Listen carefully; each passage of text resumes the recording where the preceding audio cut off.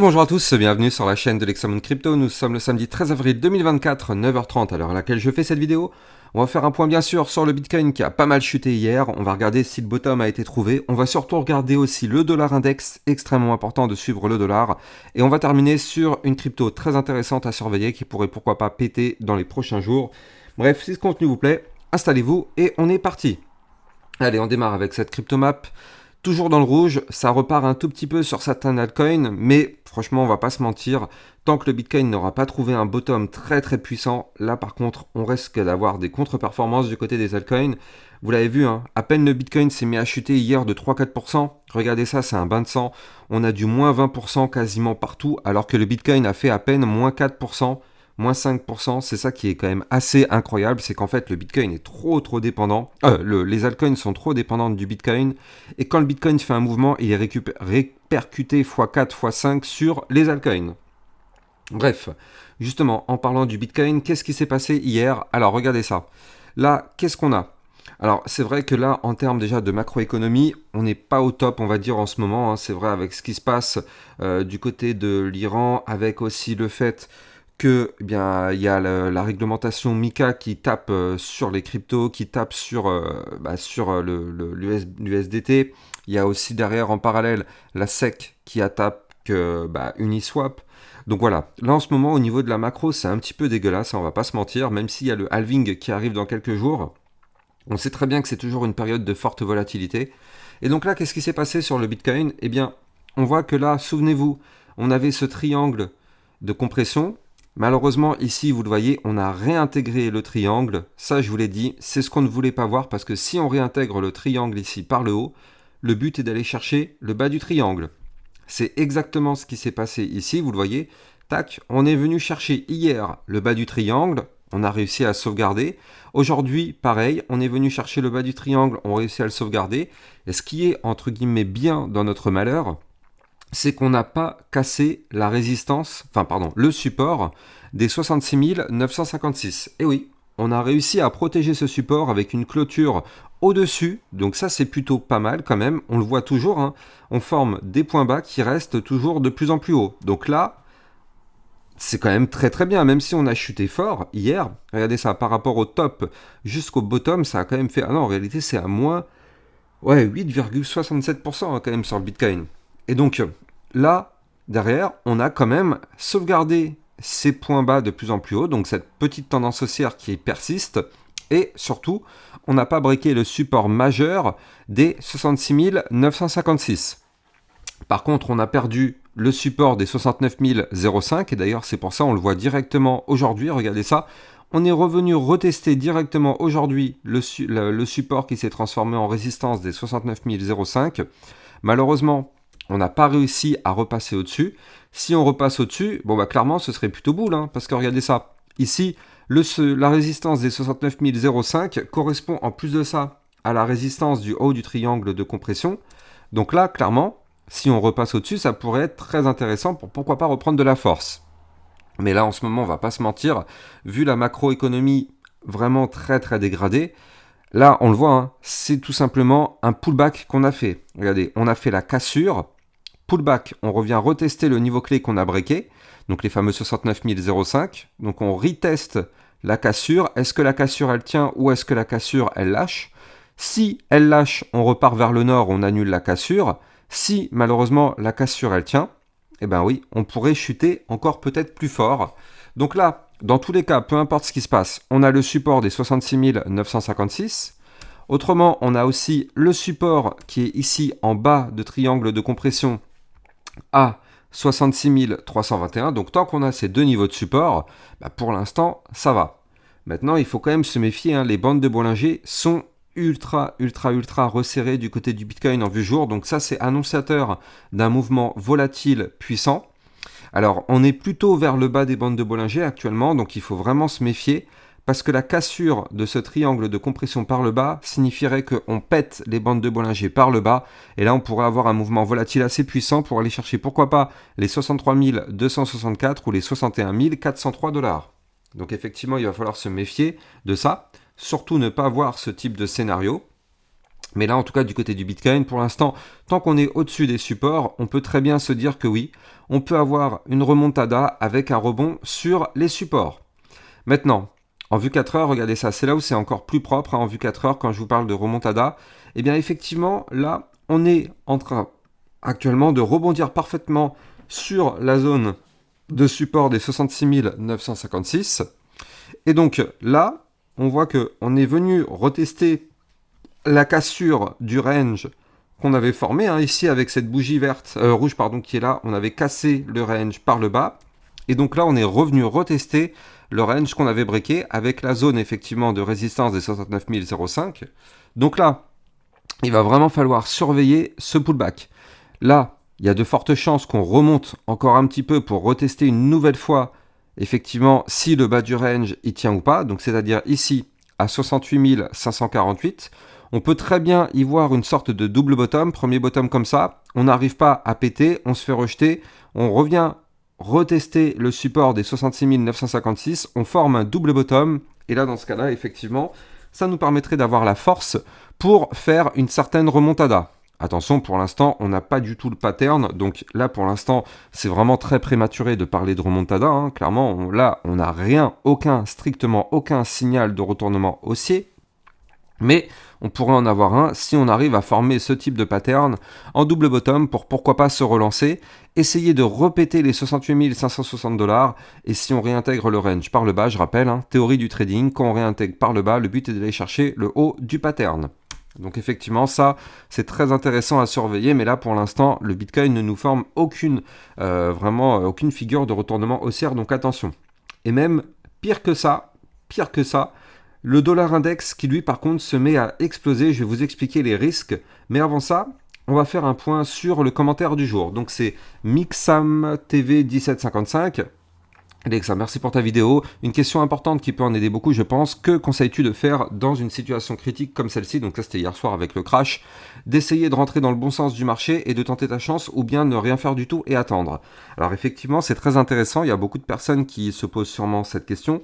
Donc, il faut savoir une chose, c'est que là, effectivement, quand on a une chute comme celle qu'on a connue hier sur le Bitcoin, eh bien, c'est vrai, il y a beaucoup de personnes qui croient effectivement sur la longue durée au Bitcoin, au potentiel explosif qu'il pourrait avoir et au potentiel target plus élevé. Donc, ces personnes-là vont racheter, on appelle ça racheter le dip, c'est-à-dire qu'ils vont racheter la chute pour espérer faire des profits importants. Et donc, ça, c'est vraiment quand on a vraiment une conviction dans le Bitcoin, quand on a vraiment fait des études, enfin des recherches approfondies sur le Bitcoin, sur les crypto-monnaies que vous voulez acheter, les projets, voilà. Une fois que on a bien saisi ça et que on croit vraiment en un projet et qu'on est sûr et certain que ça va être quelque chose qui est vraiment bénéfique, effectivement, là, dans ce cas-là, ça peut être toujours intéressant de racheter quand il y a une chute.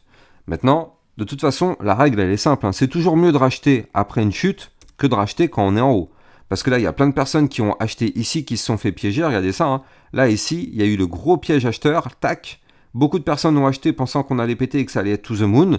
Malheureusement, c'est pas le cas. Donc là, il y a des personnes qui ont acheté quand on était ici. Donc moi, j'ai envie de dire, c'est toujours plus intéressant de racheter quand on est là, alors que on était ici quelques temps auparavant. Donc voilà. Mais ça, c'est vraiment quand on croit au Bitcoin. Maintenant, quand on est un trader peut-être un peu plus débutant, eh bien, le mieux dans ce genre de situation, eh bien, c'est peut-être de ne rien faire. De ne rien faire et d'étudier, de voir comment ça se passe.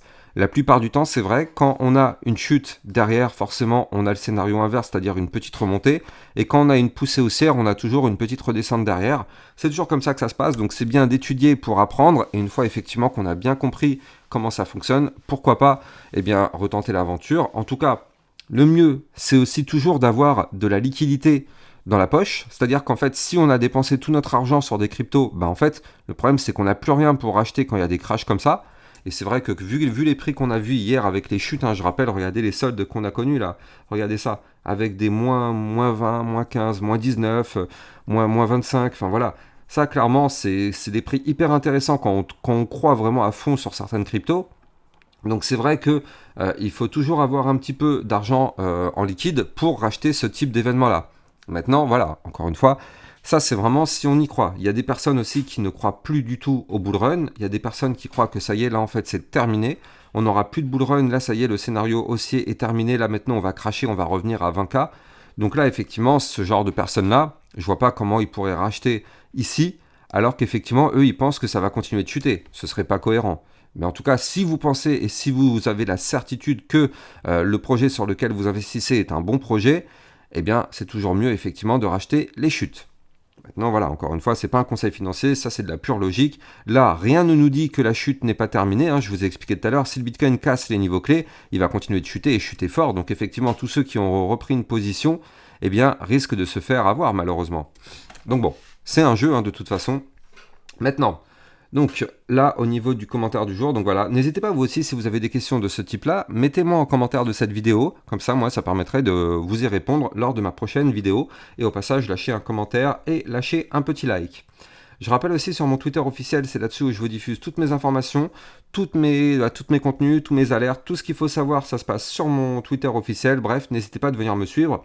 Et vous avez le lien en description de cette vidéo. Et en ce moment, n'oubliez pas, avant le halving, il y a une opération spéciale promotion sur les clés Ledger. Vous allez avoir 30 $ de Bitcoin en cadeau si vous achetez une Nano X, 20 $ si vous achetez une Nano S+, 50 $ si vous prenez les deux. Et si vous prenez un pack avec la Ledger Recover, la Ledger Nano X, vous allez avoir 40 $ en BTC et le CryptoTag, plus 10 $ de Bitcoin offert. Donc ça, n'hésitez pas. Tapez sur mon lien en description de cette vidéo, c'est un lien de promo qui vous permet d'obtenir aussi en plus de ça 5 $ en plus en Bitcoin, donc franchement tapez dedans. Bref, vous allez trouver ça sur mon Twitter officiel ou bien directement en description de cette vidéo. Allez, on continue avec le dollar index. Dollar index, regardez ça, la force qu'il a. Là, ça pousse et ça pousse très très fort, il break. Il tente de breaker en tout cas la zone de résistance, regardez ça. Hier, on a clôturé pile poil dessus. Donc la résistance, elle est à 105,26, mais là aujourd'hui, on tente de la percer avec de la force, regardez, parce qu'on est actuellement à 106,013. Donc là, ça fait très très mal. Et je rappelle qu'en vue hebdomadaire sur le dollar index, on a un gigantesque mouvement qui est extrêmement dangereux. Parce que là, déjà, on a un double bottom. On n'a pas encore été chercher la target de ce double bottom. Et pire que ça, c'est qu'en vue mensuelle, donc là, en vue très long terme, on est sur une grosse, gigantesque figure chartiste de retournement haussier. Donc là, attention à ça du côté du dollar index, parce que là, clairement, il faudrait surtout pas ne repasser au-dessus des 106,892, parce que ce niveau clé serait le niveau clé à breaker pour valider un gigantesque double bottom en vue mensuelle. Et là, dans ce cas-là, vous le savez, à la seconde où le dollar pump, le Bitcoin crash, c'est un effet de balance. Sur une balance, vous mettez un poids d'un côté, forcément l'autre côté, il monte, et le côté où il y a le poids, il descend. Et bien là, c'est la même chose. Quand le dollar monte, le Bitcoin crash. Quand le dollar crash, le Bitcoin monte. C'est tout simplement aussi simple que ça. Donc là, attention à ça quand même, franchement, ce scénario peut être vraiment très très très dangereux si le dollar se remet à exploser. On risque d'avoir un Bitcoin qui continue sa chute et pourquoi pas aller chercher des points beaucoup plus bas. Je vous redonne quand même les zones de support à aller chercher. On a 65 535, 64 464, 63 264, puis 62 231 et 61 403 $. Ça, ce sont les prochaines zones de support à aller chercher en cas de cassure malheureusement par le bas. Donc affaire à surveiller de très très près. Allez, comme je vous l'ai dit, on va aller regarder le VeChain. VeChain qui lui par contre est toujours dans une très belle configuration. Je rappelle avant toute chose que si vous voulez trader toute cette volatilité, vous allez trouver en description de cette vidéo mon lien de parrainage Binance qui vous permet d'obtenir un bonus de 10% à vie sur vos frais de trading. Binance étant une plateforme enregistrée PSAN, et bien du coup ça veut dire qu'elle est validée auprès de l'AMF, donc pas de risque de blocage ou de fermeture de la plateforme. Elle est validée AMF, donc tout est sécurisé. Donc là, du côté du VeChain, on voit qu'on a toujours ce triangle de compression qui est à deux doigts d'être pété. On a tenté de le péter ici, mais bon, vu que le Bitcoin s'est mis à cracher, forcément tout le marché crypto a chuté avec lui. Donc là, on avait fait une belle tentative de cassure. Regardez ça, avec quand même un joli pourcentage sur la cassure. On avait eu un petit, quand même, plus 13% sur la cassure. Donc ça veut dire qu'il y a de la volatilité dans l'air. Maintenant, effectivement, le Bitcoin a chuté. Donc nous, on a réintégré notre triangle de compression. On est venu chercher ici le bas du triangle. On rebondit dessus. Et là, regardez ça, on tente de nouveau sa cassure par le haut. Donc là, il faut absolument breaker aujourd'hui, ici, les 0,04539. Si on break ce niveau clé, effectivement, ça nous permettrait, pourquoi pas, de sortir de ce triangle par le haut. et d'aller chercher, pourquoi pas, le dernier point haut qui se trouve ici à 0,04817, puis la résistance des 0,05073, et là, dans ce cas-là, effectivement, après, on pourrait avoir un prochain décollage de fusée. Donc on n'y est pas encore, toujours surveiller le Bitcoin, hein, parce qu'à la seconde où le Bitcoin va chuter, tout va chuter avec lui. Donc là, ça peut être clairement une crypto-pépite à surveiller, le VeChain. Bref, l'Ethereum à 3257 $. Attention, hein, quand même, on arrive sur des zones de support clés à ne pas breaker. Regardez ça, on est venu chercher le support ici des 3140, pardon, des 3000, oui c'est ça, 3146 $ ici. Heureusement que ça a tenu. Donc là, on rebondit sur le support qui est là, qui correspond en plus de ça au dernier point bas qui a été fait. Donc heureusement qu'on n'a pas breaké ce support, hein, parce que si on breakait ce support, ça voudrait dire qu'on aurait breaké le dernier point bas. Or, on fait des points hauts de plus en plus bas, il suffit qu'on fasse un point bas plus bas que les précédents, et là, dans ce cas-là, vous l'avez compris, on part dans une belle petite tendance baissière, donc à surveiller, on est en vue jour, donc ça peut être quand même assez impactant. En tout cas, là, ce qu'on voit, c'est qu'on est revenu rechercher directement la résistance des 3270. Donc, c'est ça qui va nous bloquer si on veut une remontada.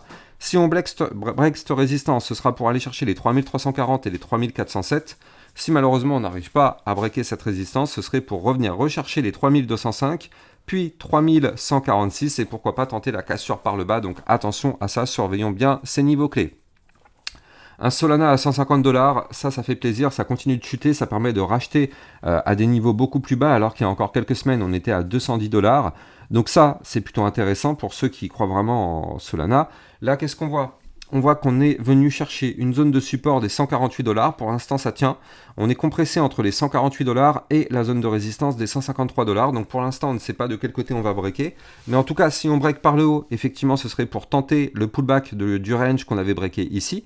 C'est-à-dire qu'on avait breaké le niveau clé des 169 $. Et donc là, bah, effectivement, il faudrait se dire que normalement, ce niveau clé doit être retesté. C'est ce qu'on appelle le pullback. Donc il y a des chances d'avoir une remontée pour revenir retester ces 169 et voir si on arrive à réintégrer. Si on réintègre, bah, effectivement, on pourrait remonter. Si on n'arrive pas à réintégrer, malheureusement, attention, ça pourrait être une chute plus prononcée. Et on va terminer sur la crypto, laquelle? C'était le ADA? Non, ouais, le ADA, c'était pas bon.